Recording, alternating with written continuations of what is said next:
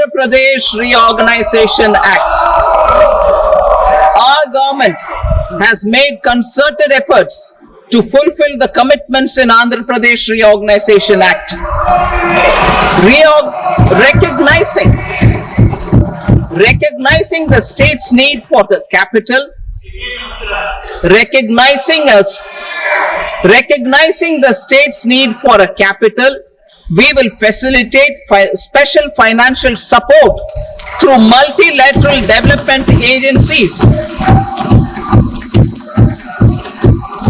In the current financial year, 15,000 crore rupees will be arranged with additional amounts in future years.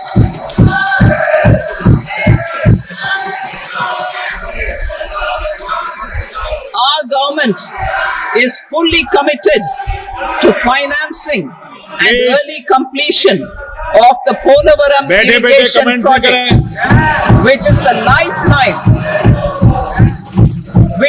lifeline for Andhra Pradesh and its farmers. This will facilitate our country's food security as well. Under the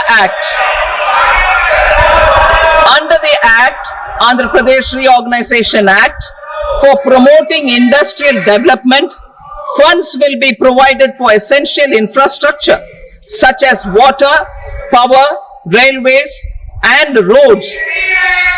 In Kopparthi node on the Visakhapatnam-Chennai Industrial Corridor and Varavakal node on the Hyderabad-Bangalore Industrial Corridor. An additional allocation will be provided this year towards capital investment for economic growth.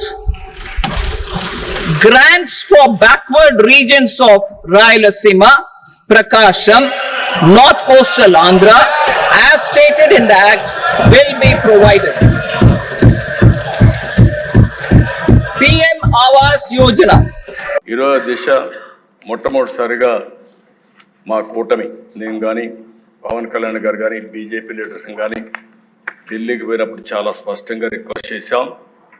అందుకే మొట్టమొదటిసారిగా 5 సంవత్సరాల తర్వాత మీరు చూస్తే కేంద్ర బడ్జెట్లో ఆంధ్రప్రదేశ్ రాష్ట్రానికి తగిన గుర్తింపు వచ్చింది. దీంతో ఒక నమ్మకం పెరిగే పరిస్థితికి వచ్చింది. అమరావతి క్యాపిటల్కి special finance support multilateral development agency ద్వారా దగ్గర ఒక 15,000 కోట్ల రూపాయలు ఇవ్వడానికి కేంద్రం ప్రతిపాదన పెట్టింది. ఈరోజే బడ్జెట్లో కూడా ఫైనాన్స్ మినిస్టర్ గారు చాలా స్పష్టంగా చెప్పారు. రెండవ దిశ పోలవరం. ఏదైతే ఈ దుస్థితికి కారణం ఇప్పుడిప్పుడే రిపోర్ట్ కూడా ఇచ్చారు. ఆ రిపోర్ట్ ప్రకారం ప్యారలల్ డయాఫామ్ వాల్ కట్టాలని, దాన్ని రిపేర్లు చేసి కుదరదని చెప్పి ఇచ్చారు.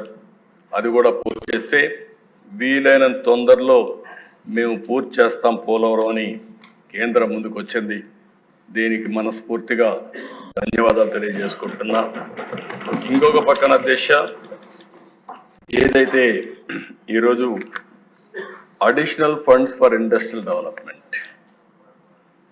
essential infrastructure will be provided for water, power, railways, roads. ఇవన్నీ ఇవ్వడానికి ఒకటి కొప్పర్తి కడప జిల్లా, రెండోది ఓర్వకల్ కర్నూలు, ఈ రెండుకి కూడా కేంద్రం ముందుకు వచ్చారు. ఇది శుభ పరిణామం. దీనికి మనస్ఫూర్తిగా అభినందిస్తున్నాను. ఇంకొక పక్క దిశ ఏదైతే గ్రాంట్స్ బ్యాక్వర్డ్ డిస్ట్రిక్ట్స్, రాయలసీమ 4 జిల్లాలు, ఉత్తరాంధ్ర 3 జిల్లాలు, ప్రకాశం జిల్లా 1, మొత్తం ఫస్ట్ టైం ప్రకాశం జిల్లా కూడా అడిగా. ప్రకాశం జిల్లా కూడా ముందుకు వచ్చారు. ప్రకాశం జిల్లా దాంట్లో ఇంక్లూడ్ చేశారు.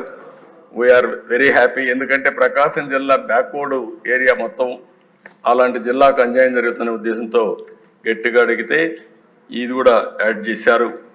ఈ 8 జిల్లాలకు కూడా ఆర్థిక సహాయం చేస్తామని ముందుకు వచ్చారు. దానికి కూడా మనస్ఫూర్తిగా మనం అడిగిన డిమాండ్స్ ఉన్నాయి, అవన్నీ వర్కౌట్ చేస్తాం. ఇది కూడా మనం ముందుకు తీసుకెళ్తాం. ఇది కాకుండా ఎకనామిక్ గ్రోత్కి మన దగ్గర డబ్బులు లేవు. దీనికి క్యాపిటల్ ఎక్స్పెండిచర్ కింద, ఇన్వెస్ట్మెంట్ కింద కేంద్రాన్ని ఆర్థిక సహాయం అడిగాం. దానికి కూడా ముందుకొచ్చారు అధ్యక్ష. దానికి కూడా మనస్ఫూర్తిగా ఈ సభ ద్వారా కేంద్రానికి ధన్యవాదాలు, కృతజ్ఞతలు తెలియజేస్తున్నాను. బిగినింగ్ మాత్రం వెంటిలేటర్ పై నుండి ఆంధ్రప్రదేశ్ రాష్ట్ర ఆర్థిక వ్యవస్థకి ఇప్పుడు ఆక్సిజన్ ఇచ్చారు. ఇది ఆక్సిజన్ మాత్రమే, ఇది ప్రారంభం మాత్రమే. ఇక్కడి నుంచి మనం కూడా కష్టపడాలి, కేంద్రం సహకరించాలి. ఈ రెండు తీసుకొని మనం ముందుకు పోవాల్సిన అవసరం ఉంది.